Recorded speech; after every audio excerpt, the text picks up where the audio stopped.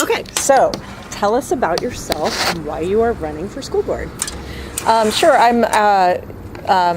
Public education is very important to me personally. I'm a product of public schools. Growing up, my mom was a public school teacher. And, because of her and her, understanding of public education, she was able to identify great schools for my brother and I. And, I was able to go to college and do a lot more professionally than I would have done under other circumstances. My family, we come from a humble background. I'm from the Midwest, and Where in the Midwest? Originally we're from Kentucky. So, to me, public education is the doorway. I mean, it is how we allow our young people to pull themselves ahead, to do the things that they never imagined. And, I don't think that we're doing that particularly well right now. And I don't think there's any one, thing or person to blame for it. But I think that the issues around how do we create, great neighborhood public schools is very complex and requires a lot of hard work. Personally, I've worked in local government for many years, and I know the work it takes to move bureaucracy and to create policy and to build coalitions to move great policy forward. And so I feel like I have the skills to do that. I do have, because education is so important to me, I've worked at different points in my career. I was in the classroom for a few years right out of college. And I worked at LAUSD helping organize parents and other stakeholders around the process of building new schools. I worked on the previous Ambassador Hotel, now the RFK Schools site, and advocating for the new schools that are now thriving on that site. And have worked in a lot of different schools generally through that process. Cool. So you said that you taught early in your career. Was this in Honduras? Is that how you became fluent in Spanish? Correct. Yeah, I spent time teaching in Central America and Honduras in a bilingual school, and then I moved to Southern California to pursue graduate school. Actually, I was on the pathway to becoming an academic. I was in a PhD program. And I, at the time, was teaching at the UC Irvine, teaching composition to undergrads. And I also previously taught a class, an ESL class at LA City College. Oh, cool. So you do have some teaching experience. And you're also a parent of an LAUSD student or students? How many kids do you have? And I have one daughter. She's in second grade, and she goes to Ivanhoe School. She goes where? Ivanhoe, in our local LAUSD school. And what has been your experience at Ivanhoe? I mean, we're really lucky to have our neighborhood school is really one of the great ones at LAUSD. I feel very fortunate, and I would love for every family to have that in their neighborhood. Yeah. And what have you learned? How has being a parent affected your view of LAUSD and its strengths and challenges and what needs to change?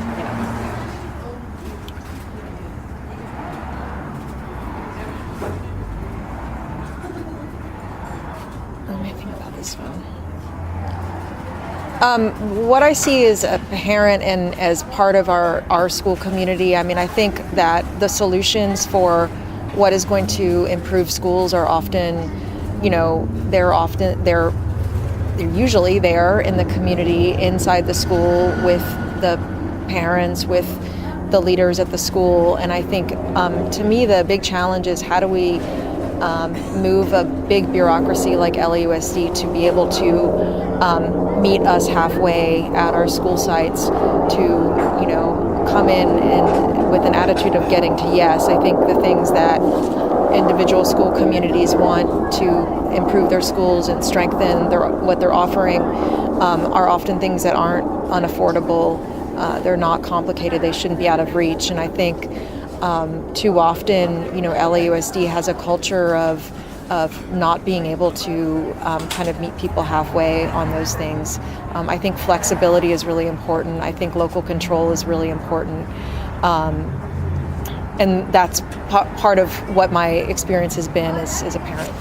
Have you seen anything specific, like were there certain things that, I know that parents often run into frustrating things where the district will charge them to use space at their own school to hold an event, or, certain bureaucratic things that get in the way of parents raising money or having events, or, have you experienced anything like that at your school where the bureaucracy has kind of hindered what parents have wanted to do?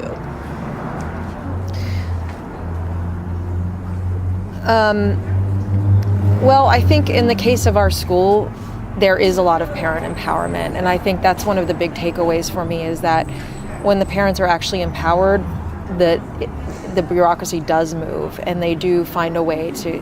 And, unfortunately, I think it's not in very many school campuses that you're going to find that level. And so, to me, I always think about, I always think about, how LAUSD is able to serve those families that aren't able to work the system. Mm-hmm. Mm-hmm. Right. I mean, the vast majority of LAUSD students are at or near or below the poverty line and rely on free and reduced lunch. And many parents, I'm not sure if it's a quarter, I don't know what the figures are undocumented immigrants who might feel very afraid of kind of stepping up and speaking up and using their voice to challenge some of those things. Mm-hmm. So can you think of a way how, from a policy perspective, how we can empower some of those parents? Gonna be the ball, right? Thank you. Thank you. How we can empower those parents to have more of a voice in the system as well, so it's not just the wealthy empowered parent, wealthy white parents who are able to work those things. Right. Well, I think in terms of addressing poverty, I think it's very, very important to me that leadership at LAUSD finds ways to enable those services that our most impoverished communities need to be available at the school site. And I think the more that we can bring, whether it's social emotional support or healthcare or healthy food, or some of these services that are preventing our kids from being ready to learn once they get in the classroom to the school site, I think that on its own is a way of helping level the playing field.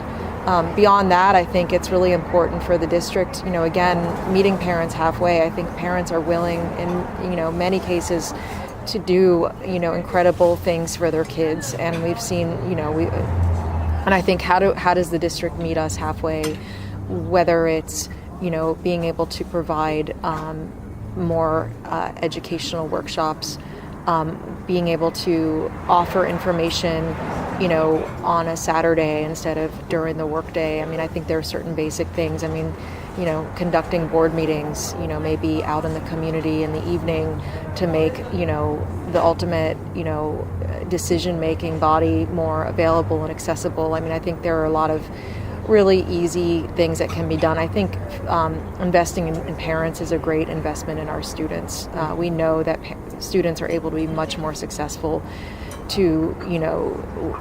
if they have parents who are, able to really support their learning. Right now, we don't have any parent of an LAUSD student on the board. Mm-hmm. Do you think that is something that needs to change? Do you think it's important to have a parent on the board of an LAUSD student? I think it's really important. I mean, I think at the end of the day, we're representing, the client of LAUSD, which are the kids, and I don't think it's the only perspective that should be represented on the board, and I certainly, understand the importance of having educators, administrators on the board, but I think that the parent perspective is a really important one to have. I mean, we're in the mix. We're the ones, and I talk to parents every day about how they're making decisions around their children's education, how they're, trying to figure it out. And I think having that perspective there is a really important one, and particularly when it comes to enrollment. What do you think about the idea of allowing undocumented parents to vote in school board elections? San Francisco recently did that, and obviously there's been some logistical challenges to people actually signing up to do it. There's a lot of fear around it. But do you think it makes sense for parents with kids in the system to be able to vote regardless of their immigration status? Yeah, I'm in favor of that. I mean, I think that the people, I think that the electorate choosing our leaders should reflect the communities that our schools are ultimately serving, and I would be in favor of allowing undocumented immigrants to vote. That's great. Thank you. And you have worked for years with Mayor Eric Garcetti, both at the City Council and as mayor. And he has endorsed your candidacy, as has SEIU. Can you tell us a little bit about your work with Garcetti and your work at the Department of Public Works, and how you think those can apply to the job at the LAUSD board? Sure. Well, first off, I have directly relevant experience serving on the board of a major public agency. Obviously, there's a big difference in scale between the Department of Public Works and LAUSD, but I think it's very relevant. My work with Mayor Garcetti, over the years, I've really learned to be a problem solver, and to really look at the art of what's possible, and really I'm someone who I consider myself really a collaborator. I think that it is by bringing people together that you get, the best outcome. I'm a big believer in public engagement. I believe that, government is really only healthy at its healthiest to the degree that it is involving, the public, and that people are involved and hands-on.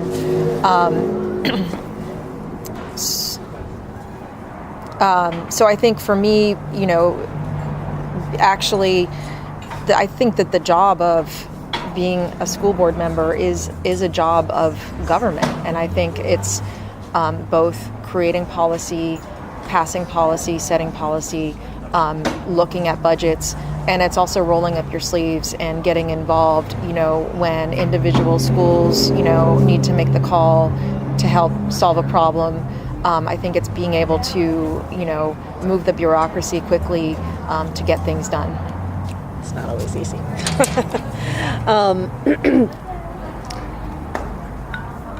What do you think are the biggest challenges facing LAUSD right now?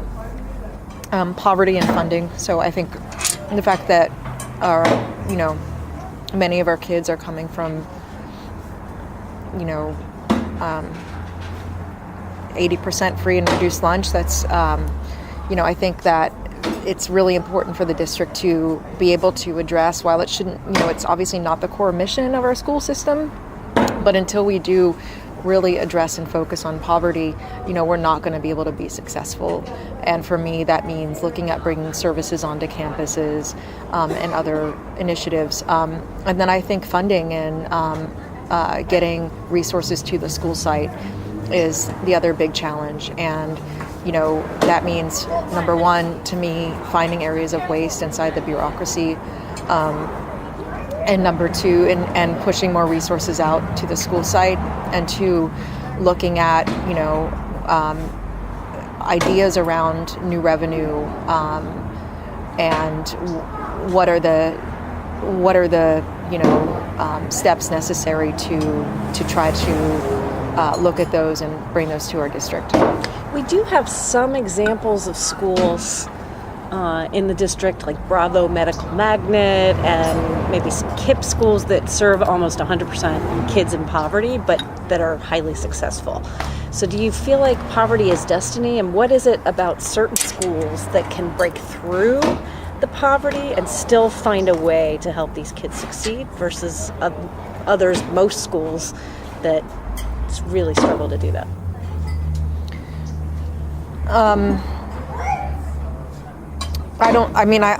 I think that every child has has like an incredible amount of potential, and I wouldn't be, running for the school board if I didn't think that, public education is, in my opinion, the key way for us to allow our young people to realize their potential, whatever background they may come from. I do think, in looking at what allows some schools to succeed under those circumstances, with better outcomes in poor communities, I do think a lot of it relates to resources, flexibility, the ability to bring the types of programs and the type of instruction that those communities need. So do you feel like ideally would all schools in LAUSD have more autonomy over things like hiring and curriculum and, have more flexibility to, set their staff, have the programs that they need, set the curriculum they need, more decentralization, more autonomy at the school site? I'm a big fan of local control, and that means empowering individual school communities to make decisions around how they're using their funding, around what types of programs they're able to offer, what types of curriculum they're able to offer. I think that, I think that each community is different, and LAUSD needs to do a better job at responding and making it possible to support those ideas and efforts and plans that individual school communities have for improvement.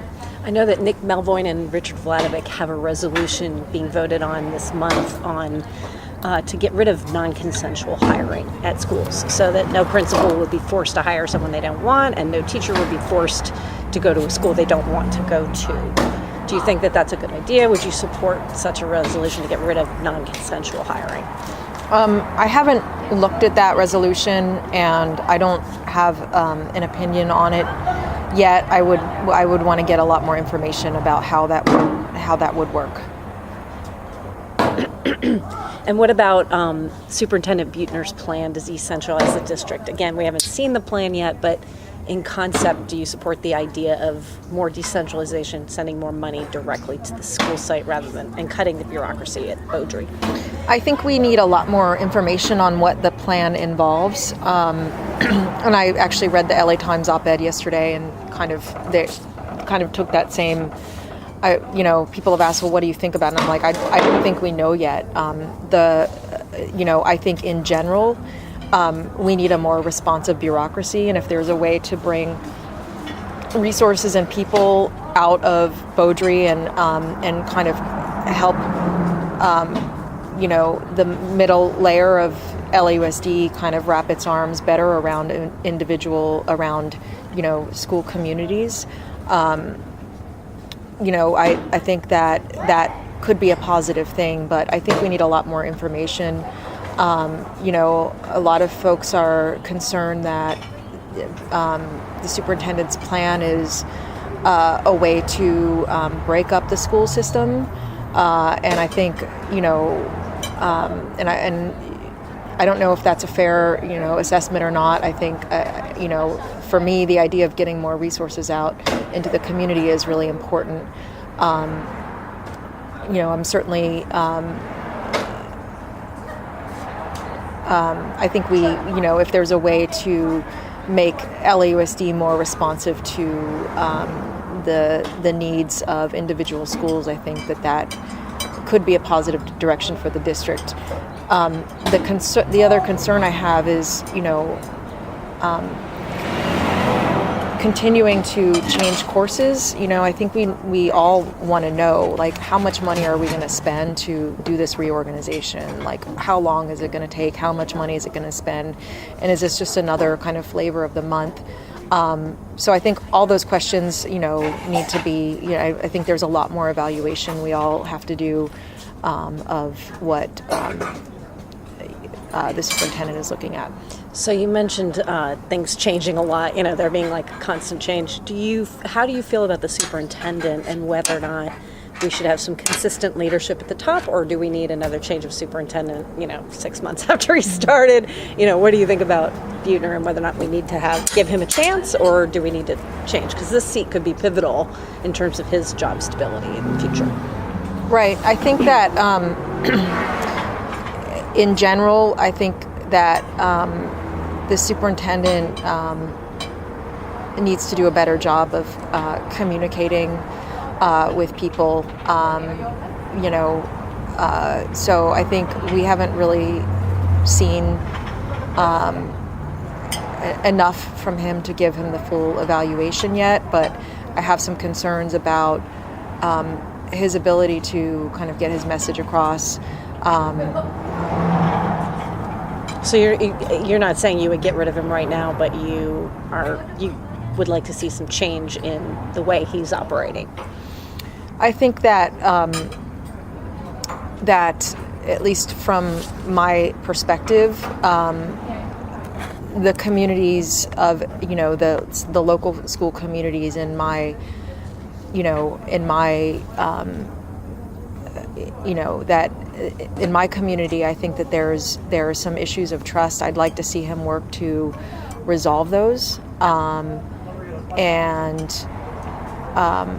I think a lot of that is about communication. And are you referring to the teachers or parents or both, principals?